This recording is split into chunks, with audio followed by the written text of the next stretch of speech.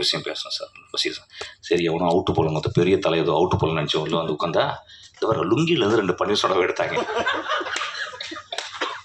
அடா பாவி, லுங்கிலேருந்து பன்னீர் சோடாவை எடுத்து அந்த பன்னீர் சோடாவை கலந்துருக்கு. ஆக்சுவலாக பன்னீர் சோடாவும் கலந்துருக்கு. எவ்வளோ நல்லா இருக்குல்ல அப்பா, நான் தப்பிச்சிடலாம் இனிமேல் பன்னீர் சோடான்னு பேசி. ஆக்சுவலாக உடனே மிக்ஸ் பண்ணிட்டு வந்து 2 பேர் உட்காந்து காலையில் 6 மணி வரைக்கும் என்னை வந்து ஹார்மோனியப்பட்டியில் வந்து வாசிக்க சொல்லி நான் அப்போ தான் ஆரம்பிக்கிறேன்.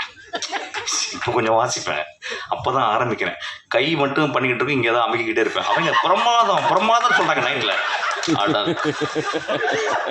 அடா பாவிங்களா, என்ன பண்ண முடியும்? நான் வந்து 40 கிலோமீட்டர் ஸ்பீடில் போயிட்டு தூங்க போயிட்டேன்.